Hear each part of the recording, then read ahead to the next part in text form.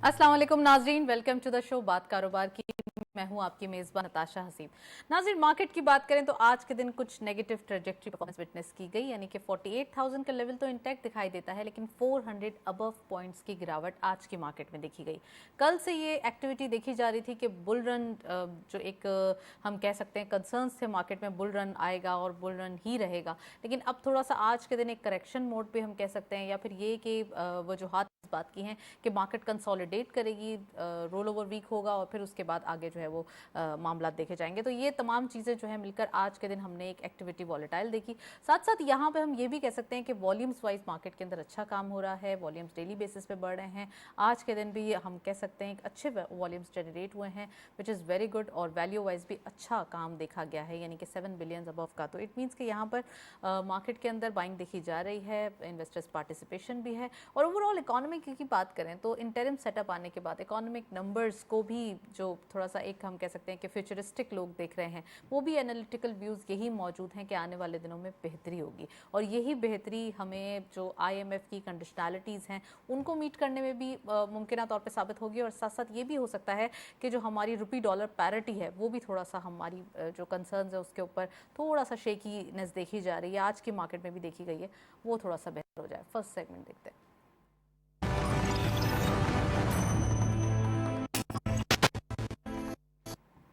Topic of the day में आज हम बात करेंगे रुपी के हवाले से, वैल्यूएशन के हवाले से डिस्कस ज़रूर करेंगे आज के दिन। साथ साथ इंटरिम सेटअप में फाइनेंस की जो टीम है वो कौन कौन सी होगी, फाइनेंस टीम में कौन कौन से लोग शामिल होंगे, साथ साथ आने वाले दिनों के लिए कौन सी पॉलिसीज़ होंगी, आज हम डिस्कस करेंगे। एलएसएम के हवाले से बात करेंगे। अगर थोड़ी सी बात करें एसएमईज़ की, तो एसएमईज़ के नंबर्स और एलएसएम के नंबर्स थोड़े वीक आते हुए दिखाई दे रहे हैं। तो क्या रीजंस हैं? हमारे पास जो एक्सपोर्ट्स के नंबर्स हैं, यानी कि जो हमारी एफिशिएंसी है इंडस्ट्रीज़ के हवाले से, वो कितनी ज़्यादा अब आने वाले दिनों में बेहतर होती हुई दिखाई देगी। ऑप्टिमिस्टिक हैं हम, लेकिन अभी रियलिटी क्या है वो भी आज हम डिस्कस करेंगे। We have very exclusive panel. Doctor Ayub Mahar साहब ने हमें ज्वाइन किया है। आप इकोनॉमिस्ट हैं, एक्सपर्ट हैं, खुशामदीद कहते हैं। अस्सलाम वालेकुम sir, welcome to the show. और हमारे साथ मौजूद हैं ज़फ़र पराचा साहब, आप बिजनेसमैन भी हैं, साथ साथ general secretary exchange companies of Pakistan में हैं, तो उनको भी खुशामदीद कहते हैं। अस्सलाम वालेकुम sir, welcome to the show both of you. सवालात बहुत सारे हैं और दोनों गेस्ट बहुत अच्छे हैं, तो मैं चाहती हूँ कि बारी बारी पूछना शुरू करूँ। सो डॉक्टर साहब, मैं सबसे पहले आपसे पूछूंगी, व्हाट डू यू थिंक के फाइनेंस टीम में कौन कौन होगा? फाइनेंस टीम इंटरिम सेटअप की बात हो रही है, पहले बड़े अच्छे हमने एक फाइनेंस टीम देखी, जो हमारे पास इश्यूज थे, जो हमारे पास एक लूप होल्स थे, बहुत अच्छे तरीके से वो बग फिक्स किए गए इकोनॉमी के हवाले से। अब जो आगे आने वाले दिनों में आ रहे हैं, तो उसके बारे में प्लीज़ बताइए। देखिए, आपने फाइनेंस टीम में कौन होगा, पहले मैं क्लियर कर दूं कि मेरे पास इनसाइड इन्फॉर्मेशन तो नहीं होगी, लेकिन जो अंदाज़ा नज़र आ रहा है उस पर देखें, दो चीज़ें इंपॉर्टेंट हैं क्या होना चाहिए। एक तो ये कि टीम जो भी हो फाइनेंस की, वो इस पर सब लोग तकरीबन एग्री कर चुके हैं कि वो एक्सपर्ट्स होने चाहिए, एक्सपर्ट्स इसमें जिसका फाइनेंस से ताल्लुक़ हो। दूसरा जो है इसमें इम्पॉर्टेंट चीज़ ये है कि न्यूट्रलिटी को मेंटेन रखना होगा। न्यूट्रलिटी मेंटेन रखना ज़रूरी है, वो कोई कोई पॉलिटिकल पार्टी नहीं होना चाहिए। ये दो एक उसके लिए कंडीशन है। तो अभी तक जो नाम आ रहे थे वो नाम बड़ी तेज़ी से फिर चेंज भी हो रहे हैं। आप देखें, प्राइम मिनिस्टर से लेकर के दूसरे मिनिस्टर्स तक नाम आते रहते हैं, चेंज होते रहते हैं।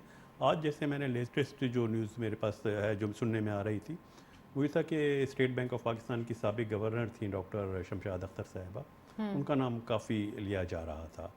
तो अच्छा। अगर आज आया जी आज जी आज है जी, तो वो एशियन डेवलपमेंट बैंक में भी उनकी सर्विसेज रह जी चुकी जी, हैं, एशियन वर्ल्ड बैंक में भी रही है। वर्ल्ड बैंक हाँ। में भी रही हैं, लेकिन एशियन डेवलपमेंट बैंक में उन्होंने बहुत टाइम गुजारा है। वहाँ उनकी अच्छी कारकर्दगी रही। यहाँ जिस वक्त वो आई तो unfortunately chairman Pakistan stock exchange भी वो भी चेयरमैन हैं। रही हैं। हाँ। और स्टेट बैंक में उनके आने के बाद फॉरेन एक्सचेंज रिजर्व की उस वक्त प्रॉब्लम इसलिए हुई कि एक्सपोर्ट बहुत हमारी कम होना शुरू हो गई थी। पीरियड वही था बिल्कुल कि हमारी जो एक्सपोर्ट थी, जो 5 to 10% ग्रो एनवलाइज्ड ग्रोथ होती थी, वो उस वक्त नेगेटिव ग्रोथ में चली गई थी। वो एक उनका डायरेक्ट वो उससे ताल्लुक नहीं था, सर्कमस्टांसेस थे। हाँ। सर्कमस्टांसिस थे। लेकिन होता ये कि जब एक्सपोर्ट आपकी कम हो रही हो ना और इंपोर्ट बढ़ रही हो, तो उसका जो प्रेशर आता है वो तो फॉरेन एक्सचेंज रिजर्व पे आता है ना, रुपये की वैल्यू पे आता है। तो इत्तेफाक से वो उन दिनों में governor state bank of Pakistan भी थी, तो उन्होंने इसको काफ़ी एक्सप्लेन करने की कोशिश की कि इसके क्या रीज़न थे, एक्सपोर्ट में कम्पिटिटिवनेस होना चाहिए, लेकिन बहरहाल ओवरऑल कारकर्दगी उनकी बेहतर थी। अब उनका अगर नाम लिया जा रहा है, सॉफ्ट स्पोकन है, पॉलिसीज़ में मैं जो एक्सपेक्ट कर सकते हैं। गालिबन आईएमएफ में भी काम कर चुकी हैं वो। आईएमएफ में उन्होंने कोई डायरेक्ट काम नहीं किया, डायरेक्ट काम नहीं किया, लेकिन लेकिन एशियन अगर डेवलपमेंट बैंक थोड़े में से इतने अच्छे फाइनेंशियल लेकिन असिस्टेंस, समझती हाँ, हैं आईएमएफ को समझती हैं।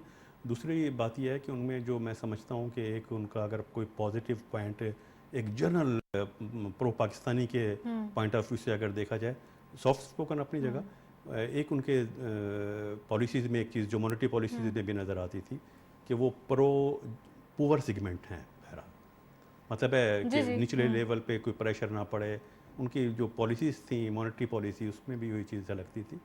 तो अगर वो आज की पाकिस्तान की आज की ज़रूरत, पाकिस्तान में प्रॉब्लम क्या है इस वक्त? प्रॉब्लम जो आई हुई है वो यही आ रही है कि इकोनॉमिक मिजरीज बढ़ रही हैं। हम बात कर रहे हैं इन्फ्लेशन बढ़ रहा है, पॉवर्टी पे नेगेटिव असर पड़ रहा है।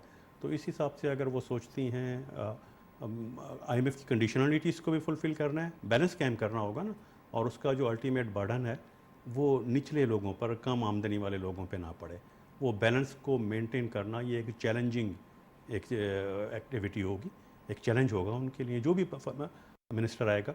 लेकिन दूसरी एक चीज़ बड़ी जो इम्पोर्टेंट चीज़ है, ये हमें समझ लेना चाहिए, पार्टी कोई भी हो, कोई भी पॉलिटिकल पार्टी हो, मिनिस्टर कोई भी हो, कोई प्राइम मिनिस्टर हो, कोई फाइनेंस मिनिस्टर हो, जो हमारे इश्यूज बन चुके हैं इकॉनमी के, जो जिनसे हम अब कोई अवॉइड नहीं कर सकते, जो इकोनॉमिक फंडामेंटल हो चुके हैं, जी जी, उसको तो टैकल हर एक को करना होगा। इससे फ़र्क नहीं पड़ता पीटीआई थी, मुस्लिम लीग है, पाकिस्तान पीपल्स पार्टी है, मुशर्रफ साहब का दौर था, फ़र्क उससे नहीं फर्क पड़ा। नहीं पड़ता, अब इसलिए कि पाकिस्तान जो की बात है। पाकिस्तान की बात है, और दूसरा ये कि जो हमारे मसाइल हैं, सबको पता है हमारे डेट टू जीडीपी रेशो इस लेवल तक पहुंच गई है जो एक डेंजरस लेवल कहलाता है, स्टेंजिंग पॉइंट है।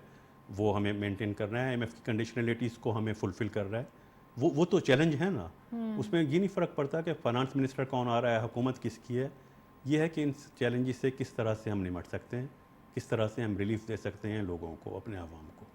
That is important. Well detail आपने बताई है। मैं जफ़र पराचा साहब से पूछना चाहूँगी, सर कोई कंटिजेंसी प्लान होगा या फिर कोई अभी एक नोन प्लान जो सबको पता है? देखिए जनाब, एक बात तो जो आपने पहले पूछी वज़ीर ख़ज़ाना साहब की जी कौन आ जी, सकते हैं, तो कल तक या आज सुबह तक तो हफीज़ शेख साहब का नाम ज़्यादा अहम था। अब जी शायद सुनने में आ रहा है वो ड्रॉप कर दिया गया है। और जैसे मेयर साहब ने फरमाया, मैं भी कहूँगा कि शमशाद अख्तर साहिबा का नाम इस वक्त टॉप लिस्ट पे है। बाकी जैसे कि हम देख रहे हैं कि कोई अचानक कोई भी नाम आ सकता है, सरप्राइज़ जैसे अभी तक हो रहा है, क्योंकि पीडीएम की 14 जमातें हैं और लोग हैं, मुख्तलिफ लोगों के मुख्तलिफ व्यूज़ हैं। जी वो हैं। और जहाँ तक शमशाद अख्तर की बात है, नो डाउट अच्छी खातून है, हमने उनके साथ एज ए रेगुलेटर काम किया है स्टेट बैंक के अंदर, अच्छा रहा है। जैसे मेयर साहब ने फरमाया कि एक्सपोर्ट उनके ज़माने में कुछ कम होती, तो मेरा कहना ये है कि स्टेट बैंक का काम नहीं है एक्सपोर्ट बढ़ाना या इंपोर्ट को करना।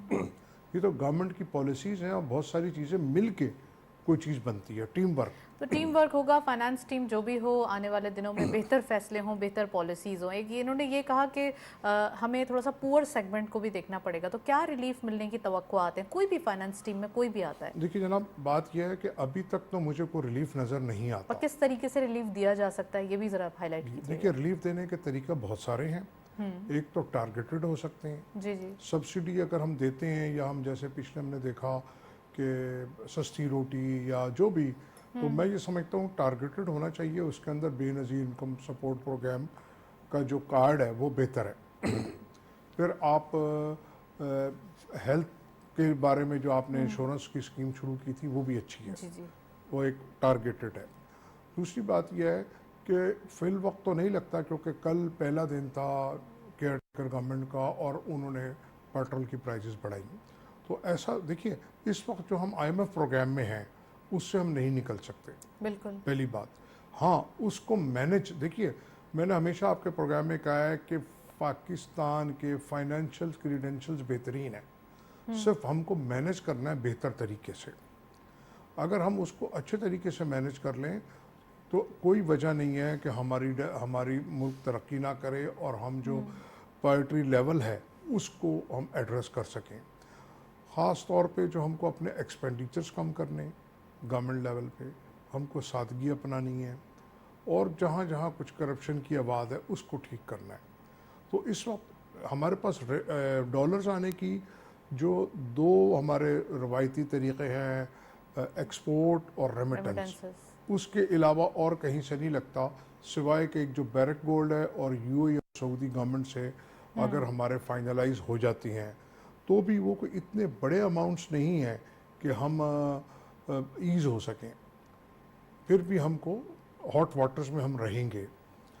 हाँ, हमको अगर एक्सपोर्ट पे हम तवज्जो दें, जो कि एक्सपोर्टर की कोई कारकर्दगी उनका माजी इतना अच्छा नहीं है, 30-35% रिबेट और इंसेंटिव देने के बावजूद, लेकिन ओवरसी पाकिस्तानी का जो ट्रैक रिकॉर्ड है वो बहुत अच्छा है। अगर हम उनको 5% रिबेट दे दें, एक्सचेंज कंपनीज को दे दें, तो ये आपके रेमिटेंसेस बहुत ज़्यादा बढ़ जाएंगी। और ख़ास तौर पे जो आपकी रेमिटेंसेस जो जा रही हैं ग्रे मार्केट में, वो बचत हो जाएगी, वो उससे डाइवर्ट वो हो जाएंगी। देखिए exactly। पिछले महीने एक अच्छी खबर नहीं थी हमारे लिए कि हमारे यहाँ तकरीबन 20% हमारी रेमिटेंस गिरी ओवरसी पाकिस्तानी की, $500 मिलियन, और इसी तरह एक्सपोर्ट की गिरी।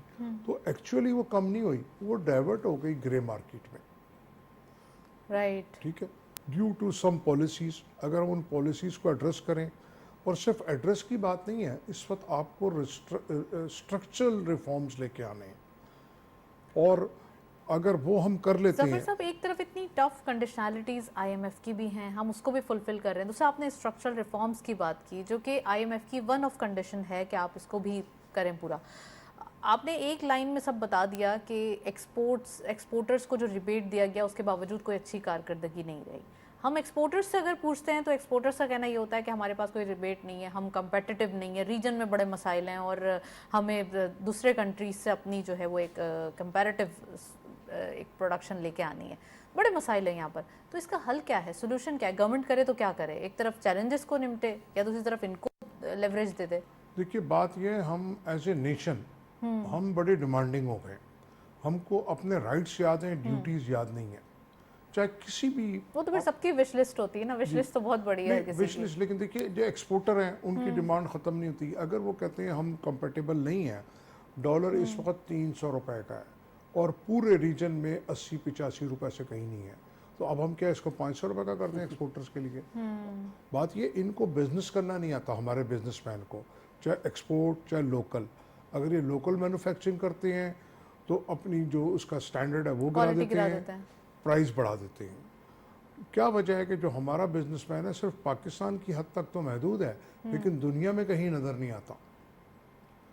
चाहे एक एक्सपोर्ट तल्ख हो, हकीकत है। ये तल्ख हकीकत है कि अगर एक्सपोर्ट कर रहा है तो सिर्फ चावल जो अल्लाह ने हमें दिया, कॉटन जो अल्लाह ने हमें दी है, उससे ज़्यादा तो ये कहीं बाहर ही नहीं निकलते।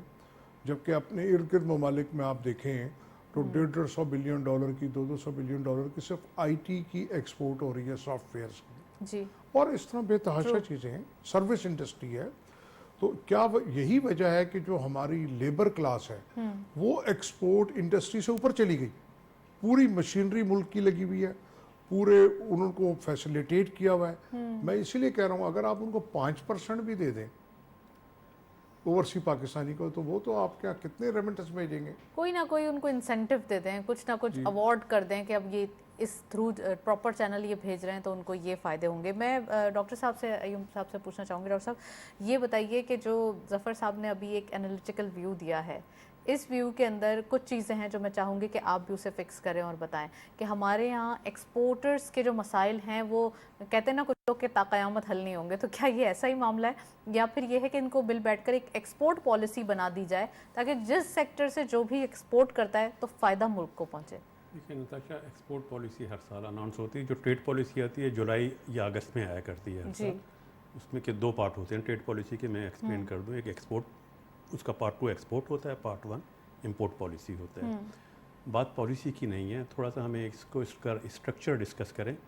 एक हमारे यहाँ जो फॉरेन एक्सचेंज का एक बहुत बड़ा सोर्स था जिस पर गुज़िश्ता 10 सालों में बहुत ज़द पड़ी है, वो था FDI, फॉरेन डायरेक्ट इन्वेस्टमेंट। एक वो भी था FDI का कि $7 बिलियन एक ही साल के अंदर FDI आया और $7 बिलियन के लगभग ही पोर्टफोलियो इन्वेस्टमेंट में आया। तो 14-15 जब फॉरेन इन्वेस्टमेंट आएगी 14-15 बिलियन डॉलर की, तो हमारे रुपये की ने स्ट्रॉन्ग होना होता है। उस वक्त तो आप समझते 2017 के बाद से नेट सेलर बन उसके गए, बाद से पोर्टफोलियो उसके इन्वेस्टमेंट की बाद बात से करें हम। एफडीआई तो बिल्कुल कम हो गई, बहुत खत्म। एक्सपोर्ट में डिक्लाइन भी आया और फिर उसके बाद बड़ी मुश्किल से मेंटेन कर पाए, अभी भी ज़ीरो ग्रोथ के करीब ही हैं हम। रेमिटेंसेस डिपेंडेबल नहीं होते ज़्यादा अरसा, रेमिटेंसेस पर ज़्यादा लॉन्ग टाइम के लिए डिपेंड नहीं किया जा सकता। जो एक आईएमएफ के कंडीशन में रहते हुए तो अगर जफर साहब जवाब देंगे कि 20 साल से उसी को बढ़ाने की उसी को कोशिश भी की कोशिश जा कर रही रहे है, हैं बिल्कुल। वो, लेकिन किसी भी मुल्क में वो तो डिपेंडेबल नहीं होती ना। आप एक्सपोर्ट को कम्पिटिटिवनेस बढ़ाएं, एफडीआई पे तवज्जो दें, जो सस्टेनेबल सोर्सेज और है। वो आ रहा है तो फिर और भी अच्छी बात है। अच्छा, दूसरा ये कि जो स्ट्रक्चरल प्रॉब्लम है ना, देखिए हमारे यहाँ इंडस्ट्री का स्ट्रक्चर कुछ इस टाइप का है कि जो प्राइमरी इंडस्ट्रीज़ है, प्राइमरी इंडस्ट्रीज़ वो लार्ज स्केल में आती है जिसमें डिक्लाइन आया है, आपने अभी खुद भी बताया। एसएमईज एक्सपोर्टर्स भी हैं। मैं एग्जांपल दूंगा, जिस तरह टेक्सटाइल की एक पूरी चेन है ना, तो टेक्सटाइल में जो स्पिनिंग और वीविंग है ना आपका, वो लार्ज स्केल में आता है, वो कैपिटल इंटेंसिव है, उसमें ज़्यादा इन्वेस्टमेंट चाहिए। लेकिन जो आपकी फिनिश गुड्स है ना, जिसको आप डाउन स्ट्रीम इंडस्ट्री टेक्सटाइल की लैंग्वेज में कहते हैं, गारमेंट्स है, क्लॉथ है, टॉवल्स हैं, ये कैपिटल इंटेंसिव नहीं है। इसमें एसएमईज भी बहुत सारी एसएमईज ही एक्सपोर्ट कर रही होती हैं। और उसका जिस चीज़ को इग्नोर किया जाता रहा, अनफॉर्चुनेटली, अगर मैं आपको स्टैटिस्टिक्स दूँ ना ये बैंक फाइनेंसिंग के, जी, तो आप देखिए, आप सुनिएगा, बांग्लादेश में जो कमर्शियल बैंक लैंडिंग करते हैं उसका 40% एसएमईज को जाता है, इंडिया में 25%, पाकिस्तान में less than 4%, less than 4%। Alarming है ना। ये मॉनेटरी पॉलिसी की हमारी, मैं समझता हूँ, एक कमज़ोरी समझे इसको। और अगर जैसा कि सुनने में आ रहा है शमशाद अख्तर साहबा फाइनेंस मिनिस्टर बनती हैं, तो वो मॉनेटरी पॉलिसी बहुत अच्छी जानती हैं। इस सूरत हाल को अगर आप देखें कि ये लिंकेज क्या बन रहा है, जो लार्ज स्केल है वो तो प्राइमरी गुड्स बना रहा है ना, और फिनिश गुड्स तो स्मॉल स्केल में आ रहा है, एसएमईज बना रही हैं। एसएमईज एक बहुत बड़ी सर्विस दे रही होती हैं, सिर्फ ये नहीं कि एक्सपोर्ट कर रही हैं, एम्प्लॉयमेंट का बड़ा शेयर एसएमईज के पास है, जीडीपी में शेयर है। एक और बहुत जिसको इग्नोर मॉनेटरी पॉलिसी में किया जाता रहा, कि वो एसएमईज लार्ज स्केल इंडस्ट्रियल की फिनिश्ड प्रोडक्ट्स खरीदती हैं, रॉ मटेरियल, उनके रॉ मटेरियल होता है, वो ख़रीद करके उसको अपने पास इन्वेंट्रीज में रखती हैं, उसको सेल करती हैं, रिसीवेबल भी उनके होते हैं, क्रेडिट पे भी सेल करती हैं। अगर एसएमईज को दरमियान से निकाल दिया जाए तो जो लार्ज स्केल इंडस्ट्री है उसके लिए बहुत बड़ा वर्किंग कैपिटल का इशू पैदा हो जाएगा। वो इन्वेंट्रीज नहीं रख सकेगा, वो अपने पैसे रॉ मटेरियल को या फिनिश गुड्स को मेंटेन रखने के लिए लगा दे, वो तो ट्रांसफ़र कर देता है ना, सेल कर देता है एसएमईज को। फिर रिसीवेबल है, एसएमई ने बेचा है अपने कस्टमर को, वो खुद ही रिसीव करेगी। लार्ज स्केल फारिग हो जाता है, एसएमईज को बेच दिया, कैश ले लिया। और बहुत सारे काम होते हैं जो लार्ज स्केल इस चीज़ से फ़ायदा उठाते हैं कि एसएमईज इससे काम करवा लेते हैं, बड़े एसएमईज से काम करवा रहे होते हैं, सारा वर्किंग कैपिटल एसएमईज मैनेज कर रही होती है। अब जो पार्ट इंडस्ट्री का जो पार्ट वर्किंग कैपिटल मैनेज कर रहा है, जो सारा वर्किंग कैपिटल की जिम्मेदारी वो उठा रहे हैं, तो उसको तो बैंक से फाइनेंसिंग ज़्यादा होनी चाहिए ना। आईएमएफ की कंडीशनलिटीज़ में रहते हुए आप कर सकते हैं फाइनेंसिंग। आप इंटरेस्ट रेट पर आप ना करें कंप्रोमाइज़, आप क्वालिटेटिव रिस्ट्रिक्शन को तो ईज़ कर सकते हैं ना। एसएमईज का प्रॉब्लम ये होता है कि वो एक तो इनफॉर्मल सेक्टर में अगर है तो वो लोन उसको मिलना बहुत मुश्किल होता है। दूसरा, कोलेट्रल रखना उसके लिए प्रॉब्लम है, उसके लिए अपने दूसरी ज़मानतें देना, गारंटीज देना प्रॉब्लम है। तो सोल्यूशन क्या है? सोल्यूशन ये है कि उसके लिए हमें क्वालिटेटिव रिस्ट्रिक्शन को एसएमईज के लिए बिल्कुल चेंज करना होगा, उसको इनकरेज करना होगा, बैंक्स को पाबंद करना होगा कि ये, क्योंकि ये सेक्टर वो है जो लार्ज स्केल को कि वर्किंग कैपिटल की रिस्पॉन्सिबिलिटी खुद ले रहा है, ये बिजनेस जनरेट करता है। लेकिन हमारे यहाँ एक एसएमई बैंक भी तो मौजूद है ना, स्मॉल मीडियम, वो उसका उसको एक फैसिलिटेट करके माइक्रो फाइनेंसिंग है। इतनी नहीं है कि वो जो अभी भी जो मेन फाइनेंसिंग है ना, मेन फाइनेंसिंग वो तो कमर्शियल बैंक से जा रही है। एसएमई बैंक हो, डीएफआईज हो, नॉन बैंकिंग फाइनेंशियल इंस्टीट्यूशन हो, लीजिंग कंपनीज हो, ये सब फाइनेंस करते हैं, लेकिन इनका बहुत छोटा पोर्शन होता है। उनका कंफर्ट लेवल जरा उनके साथ नहीं है, वो इतने सिक्योर नहीं होंगे। कंफर्टेबल है, उनका साइज उसके मुकाबले में नेग्लिजिबल। अच्छा, ये डॉक्टर साहब ने बोला कि आप रेमिटेंसेस जो हैं वो थोड़ा सा एक रिलायबल, मतलब उनके ऊपर रिलाई नहीं किया जा सकता, सस्टेन नहीं किया जा सकता। देखिए, आपकी बात ठीक है। देखिए, डॉक्टर साहब की बात से मैं बिल्कुल मुत्तफिक हूँ एसएमई के हवाले से।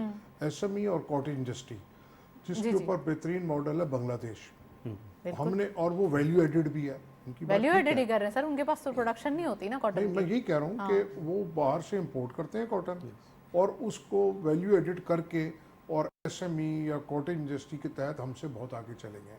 और मैंने आपसे क्या कहा कि इसका कसूरवार हमारा बिजनेसमैन है।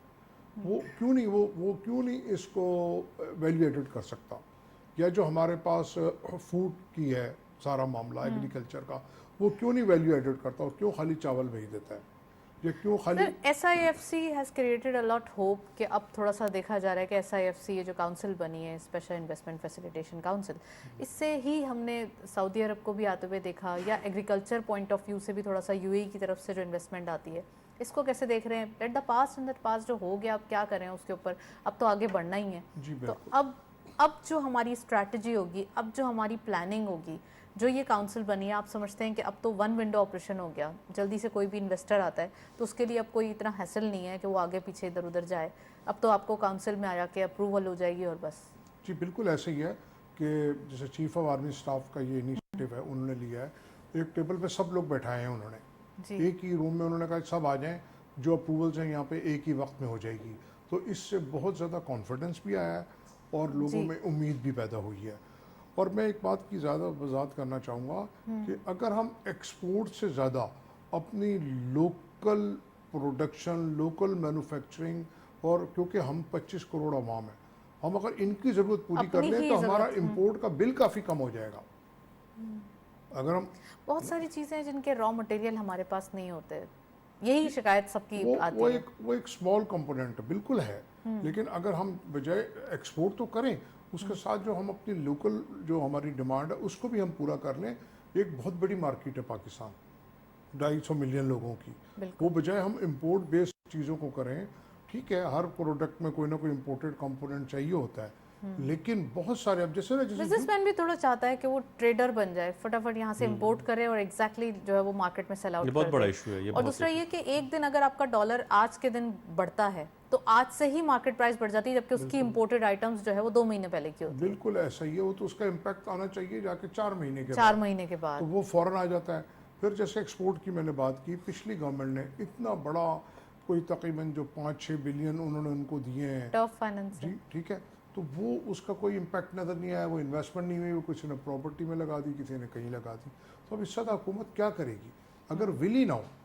विल होगी तो बात बनेगी ना। देखिए जैसे बहुत से हमारे ब्रांड है, से के शान मसाला है या और है कुछ, वो अज खुद कर रहे हैं काम और बड़े ब्रांड बन गए, एक्सपोर्ट बड़ा कर रहे हैं।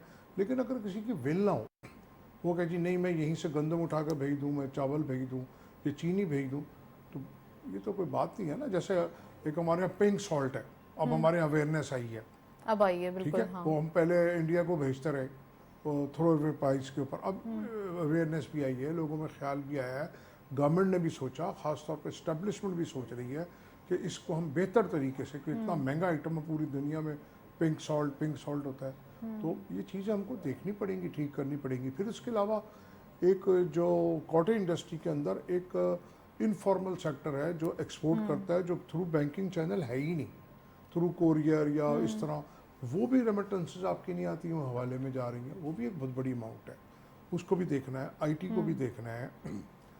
और आपके जो ये कॉटन इंडस्ट्री के बेतहाशा आइटम है जो एलसी के थ्रू नहीं जाते, तो वो अगर हम हर चीज़ को थोड़ा देखेंगे, हैंडीक्राफ्ट है, बहुत चीज़ इवन है। ई कॉमर्स का काफी कारोबार हो गया है E-commerce। पाकिस्तान में, बहुत ज्यादा उसको कॉमन हो आईटी गया के है। अंदर हमारे बच्चे बहुत आगे हैं, हमको उनको फैसिलिटेट करना है, फॉर्मलाइज करना है, चैनलाइज करना है।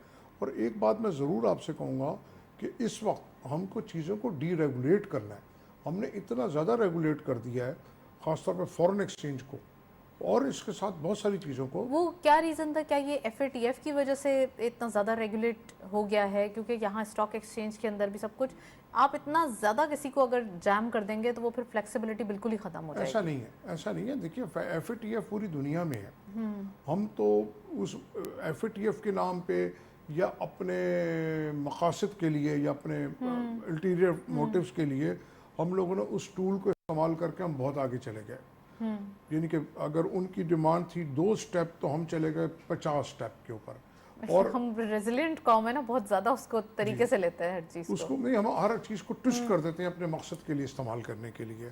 जैसे मैंने आपसे फॉरेन एक्सचेंज की बात की, श्रीलंका ने भी ये गलती की थी, उनके फॉरेन एक्सचेंज की मार्केट ड्राई हो गई। और सिर्फ फॉरेन एक्सचेंज ऐसी चीज़ है जिससे पूरा मुल्क ही चलता है, पूरा निज़ाम चलता है, मशीनरी पूरी चलती है, इम्पोर्ट एक्सपोर्ट, आपका पेट्रोल, हर चीज़ तो वो अगर हम इस वक्त इन चीज़ों को डीरेगुलराइज नहीं करेंगे, स्ट्रक्चरल चेंज नहीं लाएंगे, तो ये बात नहीं बनेगी। हमको बोल्ड स्टेप लेने हैं और फिर जो आपके जो गवर्नमेंट के अखराजात हैं उसके ऊपर भी बोल्ड स्टेप लेने हैं। सिर्फ इस चीज़ पे नहीं, हर चीज़ को देखना पड़ेगा, तरक्याती गैर तरक्याती अखराजात, लीकेजेस, लूप होल्स, फिर टैक्स बेस आपका टैक्स बेस बढ़ाना बहुत देखिए जरूरी अभी है। इंडिया ने 4.5 करोड़ टैक्स पेयर बढ़ाए, उनके 6 करोड़ हैं। हमारे यहाँ नाम के रह दे के बेचारे जो सैलरीड क्लास है वही काबू आते हैं, बाकी तो उनके को काबू नहीं आता। तो 15-20 लाख मुश्किल टैक्स पेयर हैं। वैसे कहने को हम कह देते हैं 30 लाख हैं, हमारे पास 35 लाख हैं, लेकिन बेसिकली जो टैक्स पेयर हैं वो 10-15 लाख है। तो बहुत गुंजाइश है, हम लोग बहुत अच्छे हेल्दी और वेल्दी हैं, तो उसके बिल्कुल ऊपर सही। टैक्स बेस बढ़ाने की ज़रूरत है। टैक्स बेस जो आखिर एक सोल्यूशन और आता फिर है उसके साथ साथ लोगों को अट्रैक्शन भी देनी होगी कि कि अगर आप फाइलर बने तो फिर आपको ये मराद दी कि अगर जाएगी। आप टैक्स देंगे से कि जी 4 मिलियन 5 मिलियन आपको हम हेल्थ फ्री कर देंगे, आप इतना देंगे हम आपको एजुकेशन फ्री कर देंगे आपके बच्चों के लिए, ये अट्रैक्शन देनी पड़ेगी। और ये सारी गवर्नमेंट के पॉकेट से नहीं जाएगी, इस आप थ्रू इंश्योरेंस चले जाएं, ये एक चेन बन जाएगी, एक चेन प्रॉपर बन जाएगी। ऑर्गेनाइज्ड वे में। जैसे मेयर साहब ने फरमाया कि एसएमई भी इन्वॉल्व हो गई, कॉटेज इंडस्ट्री भी इन्वॉल्व हो गई, लार्ज स्केल भी इन्वॉल्व हो गया, हर किस्म की एम्प्लॉयमेंट इन्वॉल्व हो गई। तो आप जो पास इंश्योरेंस कंपनीज का मॉडल मौजूद है हेल्थ के लिए, आप वो कर दें। फिर जैसे मैंने आपसे कहा एजुकेशन के लिए, उसके लिए भी आपके पास इंश्योरेंस, बीमा, स्टेट लाइफ मौजूद है। तो उसी टैक्स में से 10-20% आप लगा दें उधर, और ज़्यादा लगाना पड़े ज़्यादा लगा दें, क्योंकि एक दफ़ा लोग अट्रैक्ट हों, ये करना पड़ेगा। इसी तरह ओवरसी पाकिस्तानी के लिए है कि आप उनको रिवॉर्ड्स दें, पॉइंट्स दें, जो भी दें कि भाई पॉइंट्स वो पहले भी ये इनिशिएटिव लिया गया था कि पॉइंट्स के हवाले से या कुछ रिवार्ड के हवाले से। अब दोबारा आप समझते हैं जल्दी ले लेना चाहिए ये? जी बिल्कुल, उनको डायरेक्ट दे। देखिए मैं ये कहता हूँ हकदार को उसका हक मिलना चाहिए, बजाय हम पीआरआई पाकिस्तान रेमिटेंस इनिशिएटिव को बैंकों को दे दें, कोई इनको दे दें। नो, Directly उसको डायरेक्ट उसको पता है जी मुझको 5% मिलना है, चाहे उसका 5% कैश की शक्ल में दें, चाहे सर्टिफिकेट की शक्ल में दें कि भाई वो ड्यूटी कार इंपोर्ट कर रहा है वहाँ एडजस्ट हो जाए उसका सर्टिफिकेट। अब तुम आपके पास टेक्नोलॉजी है, सब हर चीज़ हो फिंगरप्रिंट सकती पे है। है। अगर वो कोई प्रॉपर्टी खरीद रहा है वहाँ उसको रिबेट मिल जाए, कुछ भी कार रजिस्टर्ड करा रहा है, एनीवन, बहुत सारी स्टेप्स हैं। तो पासपोर्ट है, ये है, वो उसकी एडजस्टमेंट हो जाएगी। तो आपका जो ग्रे मार्केट है, पैरेलल मार्केट है, वो एक आपका जो वो ख़त्म होगा। और प्लस जो लेजिटिमेट बिजनेस है, लेजिटिमेट लोग हैं, वो इनकरेज होंगे। अभी तो हमारे यहाँ कोई ना कोई जो हम एमएनएसटी स्कीम लाते हैं तो वो हमारे जो रेगुलर टैक्स पेयर हैं वो तो डिस्करेज होते हैं। राइट, एमनेस्टी के बात अगर हो जाएगी तो फिर तो कहीं और ही बात चली जाएगी, और एमनेस्टी तो फिर अभी तो इन हालात में बात करना तो मैं समझूंगी कि नहीं है ज़रूरी। अब मैं डॉक्टर साहब आपसे पूछना चाहूँगी कि कुछ इन्होंने कहा है बोल्ड स्टेप्स लेना पड़ेंगे हमें, कौन से बोल्ड स्टेप्स हैं आप समझते हैं कि स्ट्रक्चरल रिफॉर्म्स के अंदर अगर हम बात करें तो हो जाना चाहिए? टैक्स के हवाले से ज़रूरी ये बात है कि टैक्स बेस बढ़ाना है, तो ये वन ऑफ दी देखिए मसला जो bold है ना step वो इंसेंटिव्स का मैं समझता हूँ बिल्कुल नहीं है इस वक्त पाकिस्तान के केस इंसेंटिव्स में। तो रोक दिए ना सर अब सारे। इंसेंटिव्स नहीं दिए भी जाते रहे हैं। अभी मैं एक चीज़ आपके प्रोग्राम में पहले भी मेंशन कर चुका हूँ कि अगर आप पाकिस्तान की टैक्स टू जीडीपी रेशो देखेंगे तो आपको कम नज़र आ रही होगी। आईएमएफ भी कहता है इसको बढ़ाएं, हालांकि बहुत ठीक ज़्यादा है। है, दूसरे बहुत सारे मुल्कों से ज़्यादा है, लेकिन चलें वो कम हम मान लेते हैं कि उसको 14% होनी चाहिए, ठीक है, बढ़ा देते हैं, वो आपको कम नज़र आ रही है, 9% 10% है। लेकिन जब आप एवरेज टैक्स रेट देखते हैं पाकिस्तान का, कंपनीज पे क्या टैक्स है, कॉर्पोरेट टैक्स क्या है, इनकम टैक्स क्या है, टैक्स रेट देखते हैं, तो दुनिया की 5 हाईएस्ट टैक्स पे कंट्रीज़ में पाकिस्तान आता है जहाँ टैक्स रेट हाईएस्ट है। अब अगर टैक्स रेट आपके हाईएस्ट हैं लेकिन टैक्स टू जीडीपी रेशो कम है, तो इसका एक ही कंक्लूजन निकलता है कि जो टैक्स दे रहा है वो बहुत ज़्यादा दे रहा है और जो नहीं दे रहा वो नहीं दे रहा। तभी ये दो चीज़ें हो सकती हैं, वरना नहीं हो Right, सकती। इसका मतलब दिस ये इज द है, रीजन आपको इनडायरेक्ट टैक्स इसका देना पड़ता मतलब आप टैक्स रेट बढ़ाए जा रहे हैं, टैक्स बेस नहीं बढ़ा रहे। है। जी जी बिल्कुल। टैक्स बेस बढ़ाना चाहिए ना, जो ऑलरेडी टैक्स पे कर रहा है उस पर एक टैक्स और लगा दें या उसका टैक्स रेट बढ़ा दें, ये तो हल नहीं है। इससे तो आप डिस्करेज कर रहे हैं ना और उसको। इस तरीके से अगर ये जो इनडायरेक्ट टैक्स है इसको कैसे डिस्करेज किया जा इनडायरेक्ट सकता है? टैक्स के तो एक अलग इशू है, उसके हिसाब से तो मैं समझता हूँ पाकिस्तान के जो रेट हैं वो जालमाना हद तक हैं, कि इनडायरेक्ट टैक्सेस जो हैं ये रिग्रेसिव टैक्स कहलाते या हैं। तो कोई टैक्स कार्ड इशू हो जाए जब सबको सामने डिस्काउंट नहीं, वो मिलेगा नहीं हो कि अरे सकता। ये वो तो टैक्स देखिए, पेयर है, इसको तो ये इनडायरेक्ट टैक्सेस का बर्डन जो है ये अल्टीमेटली ब्रांड का जो जोड़ा है वो 5,000 का नहीं बल्कि 3,000 का वो होगा। लोअर सब फिर इनकम पे बोलेंगे जाता हमें भी है। नहीं, बनवाना आप है। सुन लीजिए मेरी बात, वो लोअर इनकम पे जाता है। जी। इनडायरेक्ट टैक्सेस हमेशा लोअर इनकम पे शिफ्ट हो जाते हैं। डायरेक्ट टैक्सेस ही होते हैं। दुनिया भर में 70% डायरेक्ट टैक्सेस होते हैं, पाकिस्तान में 67% से ज़्यादा इनडायरेक्ट टैक्सेस हैं। इनडायरेक्ट जी, टैक्सेस जी, हमारे जी, यहाँ ज़्यादा बिल्कुल। हैं। और दूसरा इंसेंटिव्स की बात है, वो तो अभी देखें बहुत सारे हमने इंसेंटिव यूज़ करा है। एक ज़माने में था जब ये मोबाइल फ़ोन वगैरह नहीं होते थे कि जो ज़्यादा टैक्स देता है उसका पहला हक है, PTCL का कनेक्शन पहले उससे मिलेगा, बिजली का कनेक्शन पहले उससे मिलेगा। आप गाड़ी ख़रीदने जाते हैं, मकान ख़रीदने जाते हैं, ज़मीन ख़रीदते हैं तो फाइलर और नॉन फाइलर की कैटेगरीज बना दी गई हैं कि जो नहीं दे रहा उसके रेट ज़्यादा होंगे।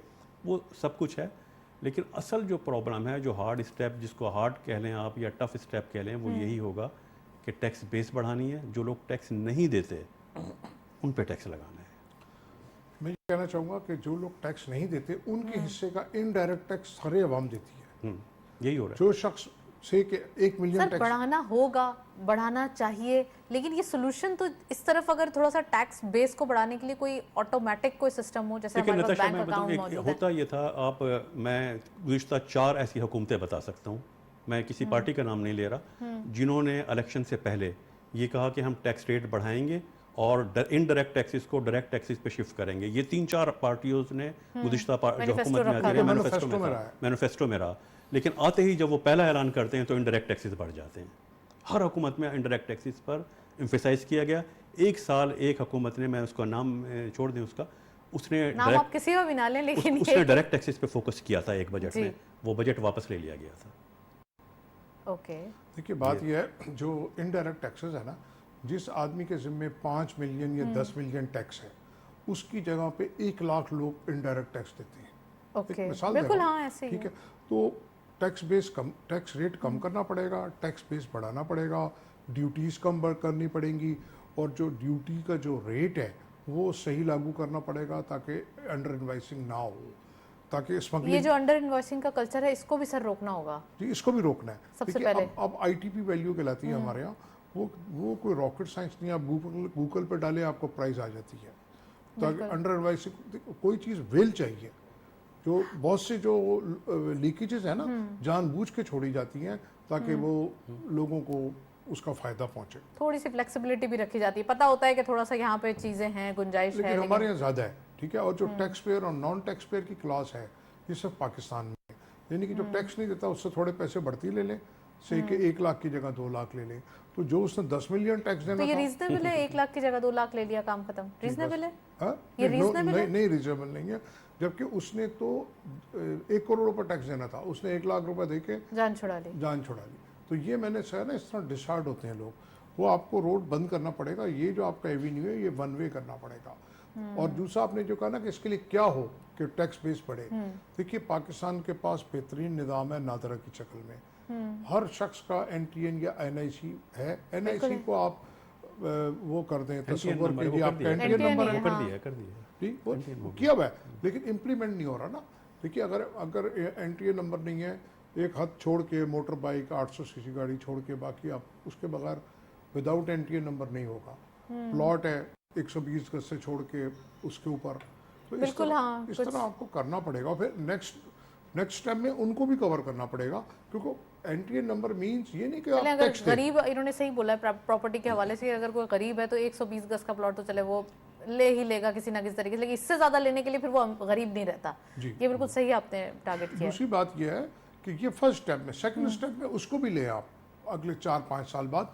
ये नहीं कि NTN नंबर देगा तो लायबल टू टैक्स है, वो अपना हिसाब देगा, अकाउंट देगा कि भाई मुझे पैसे कहाँ से आ रहे हैं, जा रहे हैं। तो ये अगर देखिए इंडिया में कल्चर, हम और साथ आज़ाद हुए और दूसरे घर वाले, उनके यहाँ ये जो डिपार्टमेंट्स थे ये ख़राब नहीं हुए, ख़त्म नहीं हुए।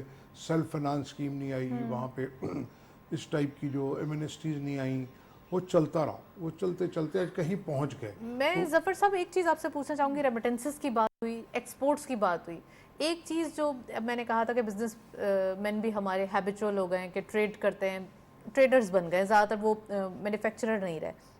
आप क्या समझते हैं ये जो हमारे बॉर्डर्स हैं, यहाँ से बहुत ज़्यादा स्मगलिंग होती है, खासकर barter system is all allowed. अब तो गवर्नमेंट ने बड़े इस पर एफर्ट्स किए और बार्टर सिस्टम के ऊपर बात हो गई, लेकिन फिर भी वहाँ से ये जो एक लीकेजेस हैं, जैसा आपने जिक्र किया लीकेजेस का, यही लीकेजेस दोबारा डैमेज करने के लिए लगी हुई हैं, क्योंकि अगर हमारे पास बार्टर सिस्टम भी है तो क्या गारंटी है कि वो प्रॉपर चैनल से आ रहे हैं? देखिए, मैं थोड़ी सी एक बात ये करना चाहूँगा, जो हमारी गवर्नमेंट पॉलिसीज़ हैं वो आपस में कन्फ्लिक्ट करती हैं। वो जो पॉलिसीज़ हैं वो आपस में कन्फ्लिक्ट करती हैं। हम पॉलिसीज़ तो लाते हैं, लेकिन हम ओवरऑल बैठ के एक मेज के ऊपर तमाम स्टेक होल्डर्स को ऑन बोर्ड नहीं लेते। तो वो जो पॉलिसीज़ हैं उसकी वजह से कहीं ना कहीं लूप होल्स हैं, जहाँ से आपका स्मगल भी हो रहा है, रेवेन्यू लॉस भी हो रहा है। जैसे पिछले दिन मैं पढ़ रहा था, सुप्रीम कोर्ट ने कहा कि कस्टम वालों को कि आपने रास्ते में क्यों रोका इनको। मुझे तो अजीब बात लगी कि उनका काम है ये देखना। तो इस तरह की जो बहुत सी बातें हैं, सबको एक मेज पे बैठ के तमाम स्टेक होल्डर्स को, और उसकी डायरेक्शन एक करनी पड़ेगी। कोई डायरेक्शन इधर है, कोई किधर है, और फिर विल चाहिए। फिर जो आपने रिवॉर्ड देना है ना लोगों को, जो पकड़े उसको मिनिमम 50% रिवॉर्ड दें। फिर देखिए कैसे स्मगलिंग होती है या कैसे कुछ होता है। क्योंकि जो हमारे यहाँ स्मगल हो रहा है वो कोई सुई नहीं हो रही, वो तो पूरी लॉरियाँ, पूरे कंटेनर आ रहे हैं ना।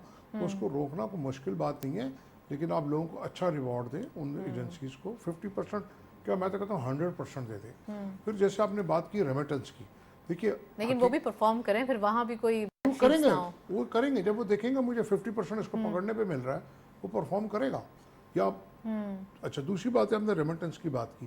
देखिए इस वक्त जो हकीकत है, किताबों से निकल के हमारी रेमिटेंस एक्सपोर्ट से ऊपर है विदाउट एनी एफर्ट। राइट। और हमें इमीडिएट एक्सपोर्ट करें, मैं ये नहीं कहता एक्सपोर्ट आप 1000 बिलियन पे ले जाए, लेकिन रेमिटेंस के ऊपर तवज्जो इंशाल्लाह, रेमिटेंस के ऊपर इंशाल्लाह नहीं, कोई बड़ी बात नहीं है, कोई बड़ी बात नहीं है, विल चाहिए।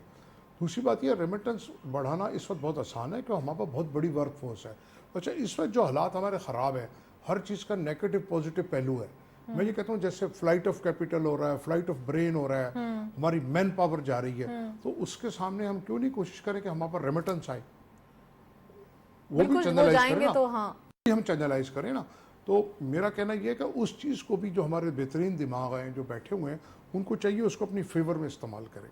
यही आपकी टेक्नोक्रेट या काबिल लोग या एक्सपर्ट्स या आपके कंसल्टेंट, उनका यही काम होता है। अब अगर जैसे केयर टेकर गवर्नमेंट आई है, तो इसको आके पहले की तरह महंगाई कर देना, तो ये तो कोई हल नहीं है। तो कोई क्लर्क भी कर लेगा, बैठ के पास ऑन कर देगा चीज़ें। भैया आप आएँ, आपके लिए चैलेंज है, आप इसको चैलेंज को बेहतर तरीके से चीज़ों को ठीक करें, मैनेज करें, कोई बड़ी बात कोई पार्टी भी नहीं है, आपको सियासत का इशू भी नहीं है, आप आराम से उसको मैनेज करें। बिल्कुल, अब तो आपका पॉलिटिकल कोई इशू नहीं है। आपका एग्रीकल्चर जो आपका जीडीपी का 20% है, आपका रिटेल और ट्रेडर जो 20% है, दोनों अबेंडेंट पड़े हुए हैं, दोनों अन्य एड्रेस हैं, दोनों टैक्स नहीं देते। 20,000 या 22,000 दुकानदार जो है ना सिर्फ टैक्स देता है, बाकी कोई नहीं देता। बाकी 22 लाख तो हम कह रहे हैं ना, लेकिन एक्चुअली 35-40 लाख दुकानें हैं या ट्रेडर्स हैं। और कमर्शियल मीटर आपके, और जो गैस के कमर्शियल मीटर हैं, उसके हिसाब से आप देख लें। राइट। तो ये कोई रॉकेट साइंस नहीं है इन चीज़ों को इम्प्लीमेंट करना या पकड़ना। आपका बिजली का रेट भी कम हो बाइफरकेट जाएगा। किया जा सकता है। मैं डॉक्टर साहब से पूछूंगा, डॉक्टर साहब, एक तो तरफ यहाँ पर थोड़ा सा हमने ये एक्सपोर्ट के और हमारे जो मसाइल थे या वो हमने टैकल किए और इस प्रोग्राम में डिस्कस करने की कोशिश की चीज़ें। आप समझते हैं कुछ रुपी के हवाले से वैल्यूएशन कहाँ दिख रही है? दूसरा पहले मैं दो चीज़ें आपने बहुत ज़्यादा डिस्कस की हैं, मैं उनको क्लियर कर दूँ। जी जी। एक आपने कहा कि इंडस्ट्री या मैन्युफैक्चरिंग जो है वो ट्रेडिंग में तब्दील हुई है, कन्वर्ट होती रही। बहुत ऑब्वियस रीज़न है और डिस्कशन में हम करते रहे हैं। एफबीआर के स्टैटिस्टिक्स इसको पूरी तरह से अनलीश कर चुके हैं, डिस्क्लोज कर चुके हैं क्या क्या रीज़न है। इंडस्ट्रियलिस्ट जो है वो टैक्स से नहीं भाग सकता। उसके अकाउंट्स होते हैं, लिस्टेड कंपनीज होती हैं, ऑर्गेनाइज सेक्टर होता है, मैन्युफैक्चरिंग होती है, उसको टैक्स देना पड़ता है, वो टैक्स नेट का हिस्सा होता है। ट्रेडिंग में टैक्स नहीं मिलता, ट्रेडर्स टैक्स नेग्लिजेबल है जो ट्रेडिंग से टैक्स होता है। अच्छा। तो वो हमने खुद एक उनको हेवन दिया हुआ है, बहुत आराम से एक वे दिया हुआ है। हाँ। जब ये सिस्टम रहेगा जहाँ कोई रेगुलेटरी डिपार्टमेंट नहीं है, कोई डॉक्यूमेंटेशन नहीं है, कोई टैक्स का नहीं पूछ रहा, फिर चीखें भी इन्हीं की निकली थी जब इंपोर्ट श्रिंक हुई थी, तो ये बात भी तो है ना। तो वो इंडस्ट्री, कोई किसी को क्या ज़रूरत है पेन लेने की? इंडस्ट्री में तो पेन लेना पड़ता है ना, पूरा सिस्टम डेवलप करना है, भाग नहीं सकते, रेगुलेशन है, आपको सारी रिक्वायरमेंट कंप्लाइंस करना है पूरा। तो वो इसका बहुत ऑब्वियस रीज़न है। दूसरा, जहाँ तक बात है फैसिलिटेशन सेंटर्स वगैरह की कि किस तरह से इन्वेस्टमेंट कराए, देखिए ये सिर्फ कह देने से या इंस्टीट्यूशन बना देने से माजी के एक्सपीरियंसेस हैं नहीं हो सकता, कुछ नहीं हो सकता वन विंडो से। हम एक टर्म यूज़ करते हैं ना बैरो, और एक होता है अथॉरिटी का लफ्ज़। अथॉरिटी का जब किसी अदारे के लिए लफ्ज़ यूज़ होता है तो उसका मतलब ये होता है वहाँ वन विंडो पे आप ले गए, वो तमाम जो रिलेवेंट इंस्टीट्यूशन है वो अदारा उसके पास अथॉरिटी होती है, वो वहाँ जा कर के पॉलिसीज़ बनवा सकता है। आप मुझे ये बताएं, एक्सपोर्ट प्रमोशन बैरो था आपके पास, वो ट्रेड डेवलपमेंट अथॉरिटी बना, क्या ट्रेड डेवलप हुई, एक्सपोर्ट बढ़ी उसके बाद? आपके पास स्मॉल एंड मीडियम एक कमीशन था, समेडा बन गई, अथॉरिटी है ना, small and medium enterprises authority है ना, जी जी, क्या एसएमई प्रमोट हो गई? अथॉरिटी जब बन जाता है, अथॉरिटी के पास तो पावर होती है ना, वो नेक्सस नहीं हुई। नहीं, समेडा बनने के बाद मुझे बताएं, ट्रेड डेवलपमेंट के बाद क्या एक्सपोर्ट बढ़ गई है? समेडा के बाद क्या एसएमईज का हमारा शेयर बढ़ गया है? एसएमईज अब सेटिस्फाइड है? थोड़ा सा पोर्शन बढ़ा होगा, नहीं तो उससे क्या, वो तो उसके बगैर भी बढ़ जाए, वो तो एक रूटीन में बढ़ रहा था, वो तो बिजनेसमैन बढ़ा रहे हैं ना जो अपना बिजनेस।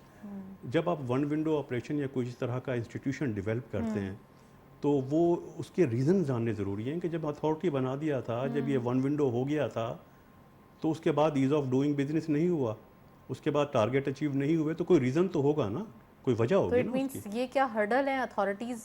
ये हर्डल नहीं, ये कुछ कर नहीं सकती, इनफेक्टिव हो जाती हैं। कोई ना कोई रुकावट है, कोई पॉलिसीज़ में कोई मसला है, कोई रेगुलेटिंग पॉइंट पे कोई मसला है, इनकी पावर्स नहीं होती।